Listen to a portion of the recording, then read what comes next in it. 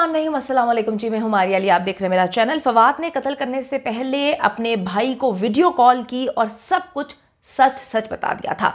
बीवी को जी कत्ल करते हुए ये सफाक दरिंदा वीडियो कॉल पर लाइव दिखाता रहा।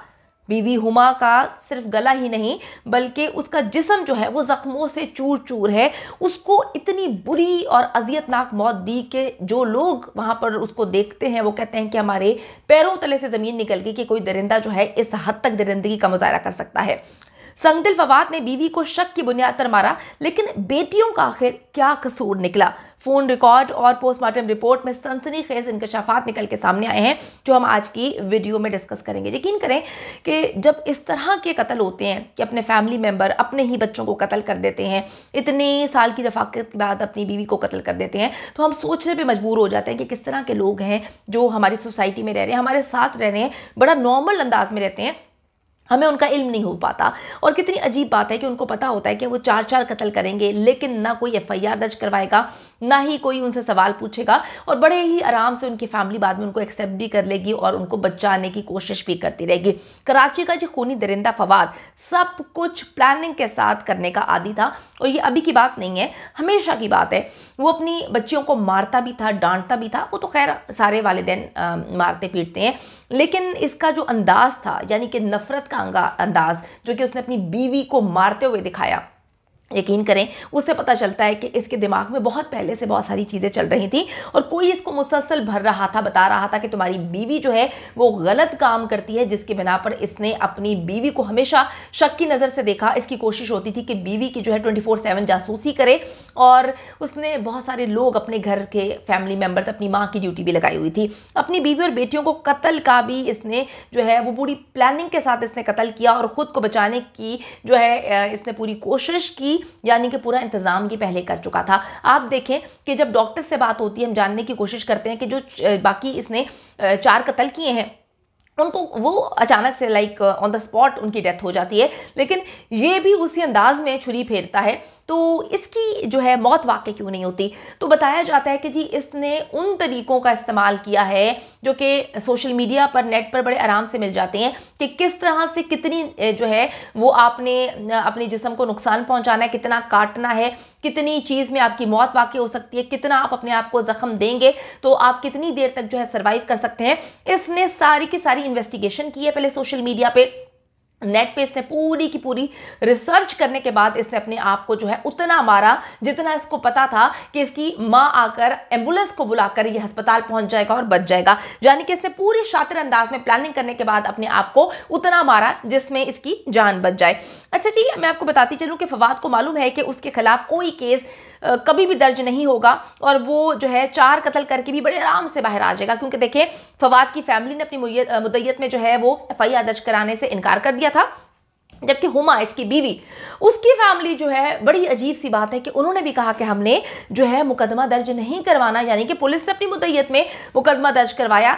सबके जिंदा सलामत होने के बावजूद जो है वो पुलिस को ये मुकदमा दर्ज करवाना पड़ता है, तो ये बड़ी ही तशवीशनाक सूरत हाल है। इसलिए फवाद को मालूम था कि वो जो मर्जी करे और उसको कोई पूछने वाला नहीं। पुलिस की तफ्तीश में सनसनीखेज इंकशाफात सामने आए हैं। पुलिस का कहना है कि जी मुल्जिम फवाद ने बैरून मुल्क मुकीम भाई को वीडियो कॉल पर बताया कि वो फैमिली को कत्ल करने जा रहा है। पुलिस का यह भी कहना है कि बैरून मुल्क मौजूद भाई ने कराची में मौजूद अपने भाई को कॉल की। बाद भाई ने अपनी अहलिया को फोन करके इतला दी। खातून के पहुंचने तक फवाद जो है वो सारी कार्रवाई कर चुका था। वारदात के बाद बच्चियां जो हैं उस वक्त आकर सो गई थीं जब ये सारे मामलात कर रहा था। 2 बेटियां तो सोती हुई इसने दरिंदे ने जो है कत्ल की है। पुलिस ने बताया कि जी फवाद की अहलिया के जिस्म के मुख्तलिफ हिस्सों पर जख्म आए हैं। कितनी अजीब सी बात है कि ये वीडियो कॉल पर बताता है अपने भाई को दुबई में, सऊदी अरब में, कि मैं मारने लगा हूँ। उसके बाद 1.5 घंटा ये मुसलसल अंदर कत्लो गारत गिरी करता रहा, और ये ऐसा कोई सुनसान घर नहीं है जहाँ पे किसी को आवाज़ नहीं आई। नीचे ही इसकी माँ और भाभी यानी कि पूरी फैमिली रहती थी। नीचे चीखने चिल्लाने की आवाज़ आती है तो उसकी माँ बोल देती है फवाद की कि बच्चियों को डांट रहा होगा या मार रहा होगा इस वजह से, इसलिए छोड़ो। अब कितनी अजीब बात है कि सऊदी अरब से भाई कॉल करके बता देता है अपने दूसरे भाई को, दूसरा भाई अपनी बीवी को बता देता है। बीवी जब ऊपर जाती है तो उसको 1.5 घंटा क्यों लगा? यानी कि फवाद की माँ और फवाद की भाभी को ऊपर जाने में 1.5 घंटा क्यों लगा? इसकी तफ्तीश क्यों नहीं की जा रही?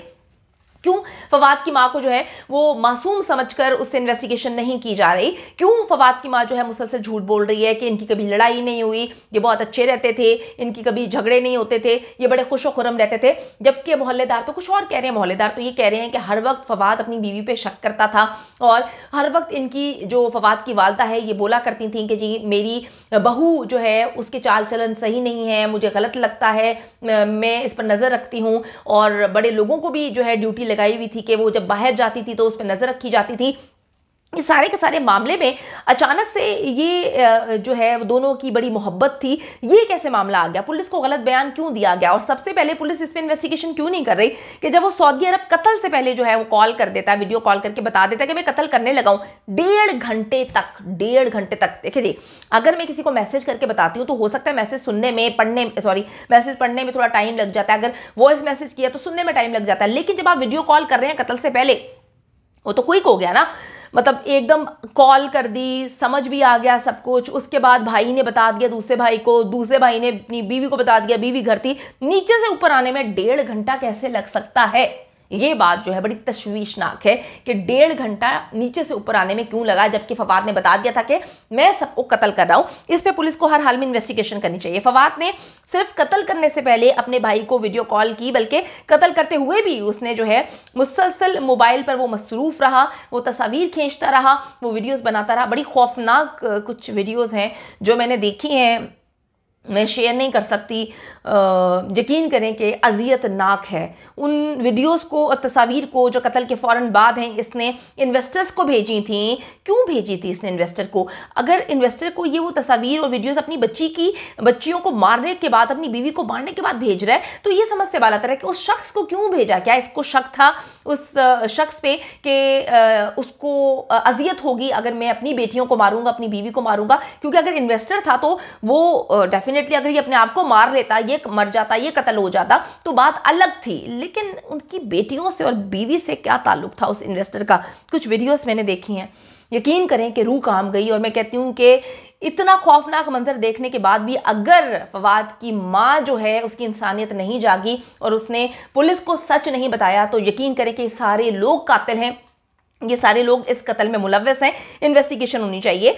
पुलिस के मुताबिक फवाद अब भी बहुत ही पुरसकून अंदाज में जो है बातें बता रहा है और उसको ज़रा भी पछतावा नहीं लग रहा। पुलिस के ज़राए ने कंफर्म किया है कि 4 जिंदा लोगों यानी कि अपनी बीवी और अपनी 3 बेटियों की गर्दनें काटने के बावजूद वो इतना एतमाद क्यों है, इतने सुकून में क्यों है? फवाद को अच्छी तरह मालूम है कि उसके लिए जो है कोई भी उसके खिलाफ नहीं जाएगा, उसके ससुराल से कोई भी बंदा जो है इस केस की पैरवी नहीं करेगा। पुलिस का कहना है कि हम तफ्तीश कर रहे हैं कि फवाद जो है उसके साथ कत्ल में कौन कौन शरीक था, किस किस ने उसकी मदद की, कौन कौन मुलव्विस निकला और 4 जानों को जाया होने से बचाया जा सकता था लेकिन क्यों नहीं बचाया गया। फवाद का फोन रिकॉर्ड के मुताबिक जो है उसने अपने भाई को 1:35 पर जो है वो वीडियो कॉल की।